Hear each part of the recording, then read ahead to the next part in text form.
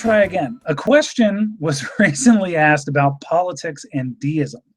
Specifically, how do politics, uh, how do politics affect your deism? Or how do your political views affect your deism? And I thought this was a great question that actually leads into a whole bunch more. For instance, how does your deism affect your pursuit of knowledge in general?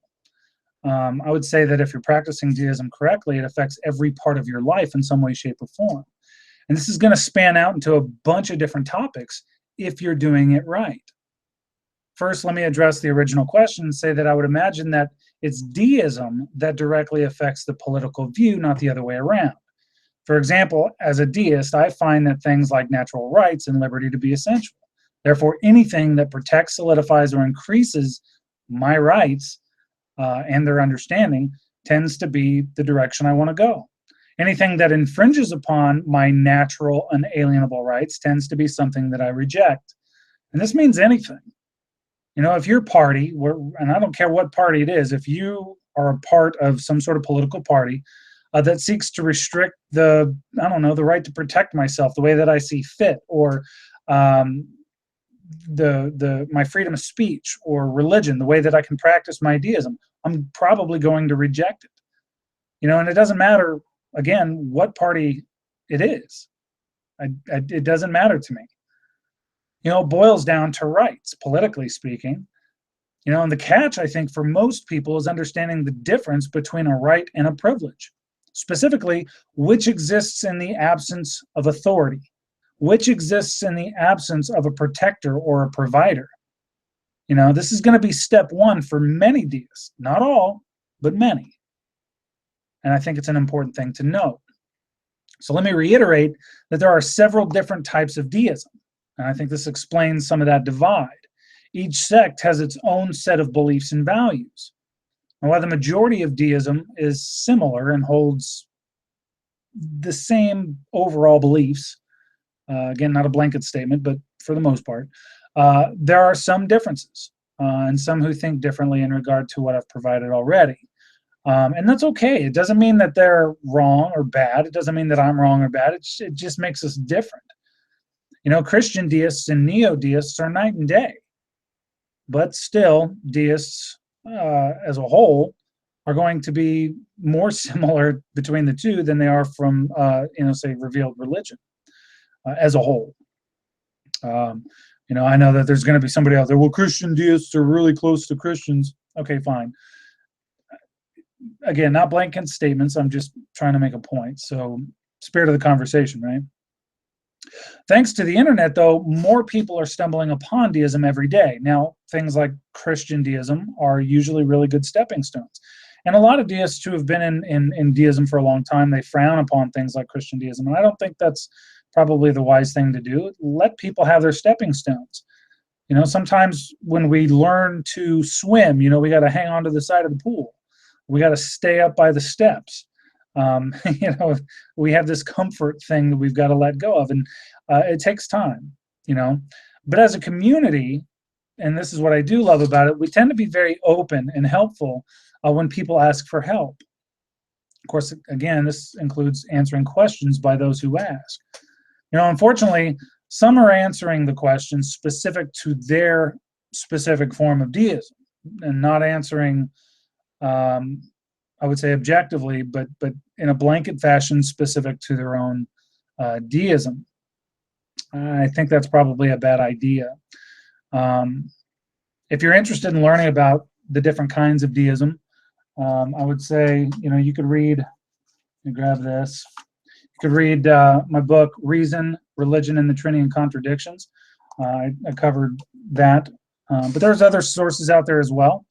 And I would encourage you to read all of them, honestly, so you have a really strong idea of what you're getting involved in. You know, it's important to be well informed. For neo-deists specifically, being well informed about a lot of things is actually a goal. Now, this was another recent question that I thought I would take a minute or two to discuss. I was recently asked about the different books and topics that I write about. The question was essentially why But when we got into it, I think it turned more into how can one be, or for that matter, want to be so diverse in their topics of focus. But again, I think, if you understand the pursuit of knowledge, it's going to be in a whole host of different topics.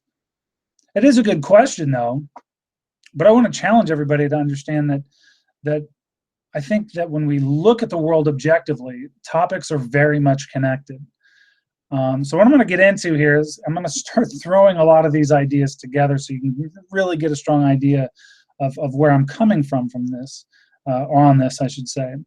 And so for those who are unaware, I've written extensively on government and history and politics and natural health and leadership and security and, of course, deism. But I see all of these things being very much connected. Deism, right? An intellectual movement. That's a big part of that. That accepts, of course, the existence of a creator on the basis of reason, but rejects belief in a supernatural deity who interacts with humankind. But again, the intellectual part, I think, is critical to that definition. And I'll get into that here in a little bit. But again, in my book, Reason, Religion, and the Trinity of Contradictions, I wrote that God doesn't have to intervene. That's a big part of the whole Trinian, actually. He set forth God laws and governs us that way. And this is done via natural law. Now, again, I'm not going to get into the science and everything else here. I'm making a point. But to understand natural law, I would say that this requires a level of understanding in regard to science, would it not? I mean, you're talking about physics and math. So right off the bat, it's not just religion. All of a sudden, it's scientific. It's physics and it's math and it's even if you wanted to get botany. I mean, it's a lot of different things, right? Science is the language of God. So we have to expand our minds. We have to expand what we know, and we do that by study. But let's look at the other side. While we're governed by natural law, we're also granted rights, right? These are natural, unalienable rights. These are rights that we are all born with, and we are endowed by our Creator with these rights. And these rights cannot, by definition, be licensed, adjusted, altered, traded, or taken away. That's what unalienable means. And by logical process, I would say being a deist would require me to subscribe to this fundamental idea. It'd more than likely drive somebody's politics if that was your position. This is because there are plenty of man-made laws passed every day that attempt to infringe upon our unalienable natural rights. But here's the kicker. I would have to know that. Because I wouldn't know unless I was paying attention, researching, thinking objectively, understanding the process of legislation, and so on and so forth, right? I might need to understand government legislation. And I understand that there's different forms of government, but that's probably a good thing to know too. Why are certain forms of government bad? If we start leaning towards a certain type of government, is that bad for me? Is that bad for my religion? These are important things to know. Researching objectively. Well, it could be a lot of different things. If there are legislators or political parties that seek to infringe upon my natural rights, as a deist, I would have to resist that, right? I would have to resist or reject it. In order to resist or reject those type of infringements, I would need to be involved in politics. So, I would say they're very much hand in hand. Politics are the activities associated with the governance of a country or area, especially the debate or conflict among individuals or parties having or hoping to achieve power. Right there, right off the bat, deism almost requires a certain understanding and perhaps even involvement in the political process. This is a big reason why why perhaps some of you, maybe many of you, have seen me in political circles as well. Because I think that they do go hand in hand. But think of Jefferson, Franklin, Thomas Paine, Allen, and so on. They were definitely political, and their politics changed the world. I'll read you this. As a representative from Virginia to the first Congress, James Madison proposed that, quote, government is instituted and ought to be exercised for the benefit of the people, which consists in the enjoyment of life, liberty, with the right of acquiring and using property, and generally of pursuing and obtaining happiness and safety. These words would eventually, of course, become the Bill of Rights. The Bill of Rights is, of course, a list of our rights, such as the freedom of speech and assembly and worship, et cetera, a further delineation, essentially, of our unalienable rights of life, liberty, and the pursuit of happiness. So you look at it, well, look at a lot of different things. You look at the second paragraph of the Declaration of Independence, which states we hold these truths to be self-evident, that all men are created equal and endowed by that they're endowed by their Creator with certain unalienable rights, that among these are life, liberty, and the pursuit of happiness. But that's the common theme, all right? You look at deist texts overall, it's about rights. What we have. It's just that's what we have, period. It's the common theme. So let's clear this up. Let's look at definition for a second. Definition of man, a human being of either sex, a person. Definition of endowed, to be given. Definition of unalienable, cannot be licensed, adjusted, altered, traded, or taken away. Definition of rights, a moral or legal entitlement. So basically, all humans of either sex are created equal. Their creator, not government and not a religion, definitely not religion specific, has given them moral and legal entitlements which cannot be licensed, altered, adjusted, traded, or taken away. This includes life, liberty, and the pursuit of happiness or property, depending on how you wanted to look at that and how far you wanted to go back in regard to that definition. Thomas Jefferson took it a step further, as demonstrated previously, and said that the law of the land, the Bill of Rights, is what all humans automatically and permanently have against every government. Of course, this includes local, state, and federal, but every government on earth, general or particular, in what no government which might behave according to what is morally right and fair would ever refuse. It's pretty simple stuff. You know, I've written how the philosopher John Locke defined the natural rights of every person should have the rights of life, liberty, and property. An unalienable or natural right is something that naturally exists in the absence of authority and does not naturally infringe upon the rights of another. Something important to note here is that a right is not provided by authority or even the Constitution, meaning it also doesn't require an investment of capital or the labor of someone else to achieve. It's what you have with you at birth. It's a birthright, a right available to you upon birth and provided to you by your Creator, whomever that might be.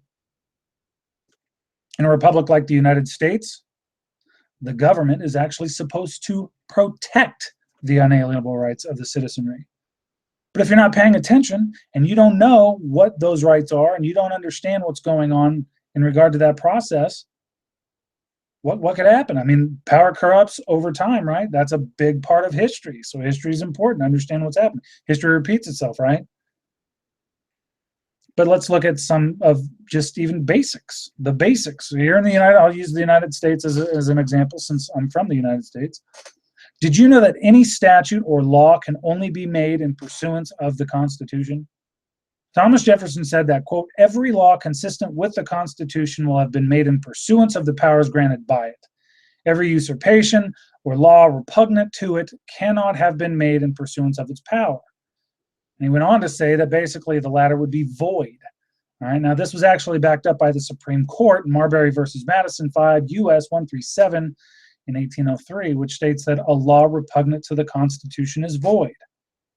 Supreme Court, a law repugnant to the Constitution is void. But here's the problem. If you haven't read the Constitution, if you haven't read the Bill of Rights, if you haven't read the Declaration of Independence, you haven't read all these documents, how would you know? So you got all these people who are swearing an oath to uphold and defend the Constitution of something they're not even required to read. Well, that's what separates, I think, a deist from so many, because we seek to discover these little truths. Again, if the Constitution, the Bill of Rights, the Declaration of Independence are all about natural rights, preservation of those rights, and so on, wouldn't it be important to know about them? And also know the other side, the side that seeks to destroy or limit them? I think about the many deists that help form documents like the Declaration of Independence or the Bill of Rights. And there's a very good reason for it. If you were a deist and tasked with creating a new government, wouldn't you build certain protections? Certain protections for your beliefs, especially, freedom of religion, because it wasn't something that you had prior. If your religion was built around natural laws and natural rights, wouldn't you seek to foster that and protect it? I know I would. So logically speaking, this is why many deists, American or not, find themselves aligning with a constitutional perspective and find themselves as intellectual defenders of documents such as the Constitution, because they've read them and understand that many of the founders were deists and know that they were doing something special. They understood the bigger picture, if you will. And of course, that's not a blanket statement by any means. Like I said earlier, there are plenty of deists in this world that align with something altogether different, politically speaking, than what I've provided. Some of which would actually infringe upon unalienable rights. And while I don't fully understand how or why that situation exists, it exists all the same. And I'm just saying that generally speaking, you're going to find a lot of intellectual patriots seeking out deism. That's not the point, though, at all. I'm pointing out that politics, especially as far as natural rights and infringements go, is important because any government that infringes upon a natural right is not a just government. But to understand this requires intellectualism, the exercise of the intellect at the expense of the emotions, right? That's the definition, right? So you eliminate your emotional attachments to things you've been told or sold and look at things objectively. That's how we are supposed to view things, But if intellectualism is the goal, the intellectual movement of deism, well, that requires substance and thought and study, but thought requires brain power. Brain power requires health. Health, specifically natural health, because of the whole natural design thing, right? So let's think about power of the mind for a second. If you look up things needed for proper brain function, you're no doubt going to come across a plethora of websites focused around nutrition. This is because there are a few vitamins and minerals and thousands of phytonutrients that aid the function of the brain. Proteins, fats, thousands of other nutrients, they're all needed. But this requires a solid diet, right? Void of processed foods and other chemicals. But again, if you're doing it right, you need to understand why processed foods and chemicals are bad. You need to understand what a solid diet is. And you have to be able to question the popular notion of what's going on and what you're being told is proper nutrition. That's one of the things that I wrote about in my other book, The Prebiotic Protocol, because what we're being told is well, a lot of it anyways, is inaccurate. And there's proof. It's not just an opinion. Again, study, right? But again, if we're looking at health, this requires a knowledge of food and health in general, which requires study to achieve that understanding. Of course, with deists, it's not supposed to be a general overview. It's supposed to be a deeper understanding of the processes. Boldly question everything, right? So nutrition gives you power to think, which gives you power to question, which gives you the power to find the answers you seek objectively. And when your brain is firing on all cylinders, you're thinking clearer, you're thinking on a higher level. If you're deist, you're exercising this to its fullest potential because it's important to you, or at least you're trying to. You want your brain in peak physical condition. You're trying to become an intellectual, or if you're already an intellectual, you're trying to achieve a higher level of intellectualism, right? An intellectual is a person possessing a highly developed intellect. Intellect is the faculty of reasoning and understanding objectively, especially with regard to abstract or academic matters, which, could include things like science and history and government. See how I'm saying? All of these things are very much connected. As a deist, our entire belief system is based around reason and the ability to understand something objectively. So again, I see all of these things as very much connected. And understand that if you're a deist, generally speaking, again, not blanket, just generally, chances are that you are striving for intellectualism. And this is done by seeking new information, by exercising your brain, and maintaining a proper diet. This requires a general knowledge of health and the ability to question everything, including popular notions about health. Like I said, let me stress that. Or anything, really, being able to question anything. But as you strive for intellectualism, in ways to further expand, I think, or protect your natural rights, your politics become directly influenced by the endeavor. This is because both health and government, and really anything that you do, are influenced by the things that may directly impact your natural rights or your freedom to exercise free thought. Right? So think outside of the box. So people ask why I write so many articles, and that's kind of why I'm bringing this up, because they ask, why do I write so many different articles about so many different subjects? Again, I don't see them as different. I write about health because health makes me think, or helps me think. I exercise my brain in the attempt to achieve intellectualism, and my politics are driven by the need and desire to protect and expand my unalienable rights, which requires an understanding of politics, government, and history. It's all very much connected.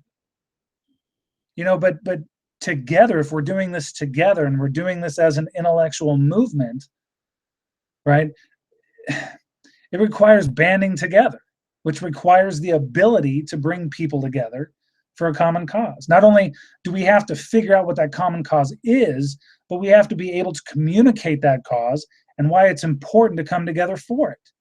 And what do you call somebody with the ability to do that? Well, most people, and by definition, some definitions anyway, they would label that person as a leader.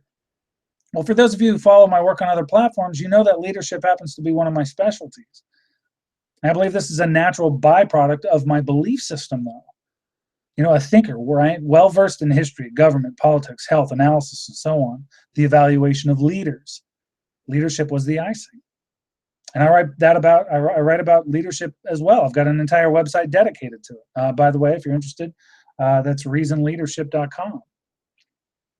So you see, politics, government, history, health, leadership, deism, and even security, if you really wanted to get right down to it, are all very much connected, at least for me.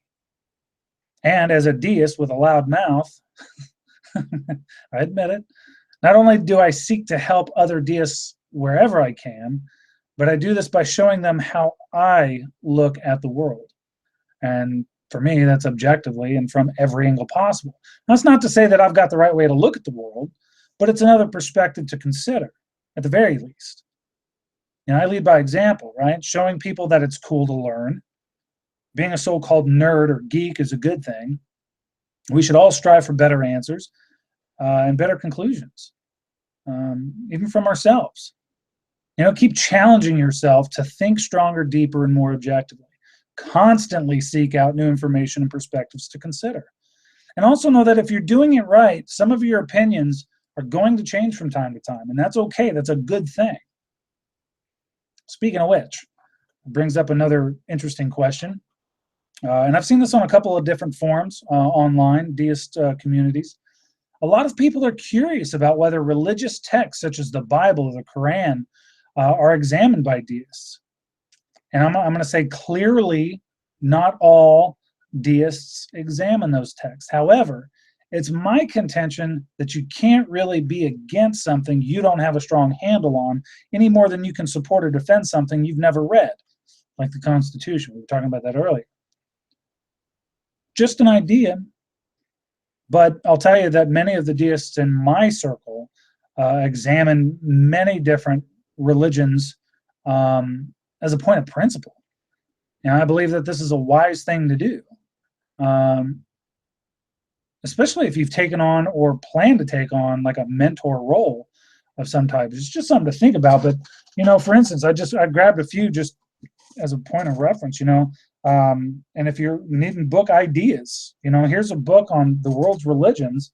William Young did a really good job on that. Deism isn't necessarily in there, which is unfortunate, but pretty basic stuff. Of course, I've got the New Testament. I've got the Jefferson Bible. I've got other texts as well. It's it's important, I think, to examine the things that you disagree with. I've used this example. If you're a football team, you're a coach for a football team, you're going to examine video of your opponent. You're going to have similar plays, perhaps, but ultimately you're trying to examine what the opponent is doing or thinking.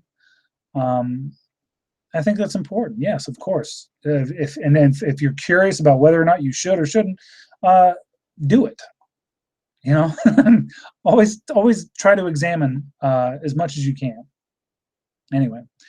For those of you who have looked into my work on other channels or websites, if you've read any of my books or read the articles, watched or listened to any of my interviews, or whatever, let me say that I appreciate the support and hope you've gained something substantial from them.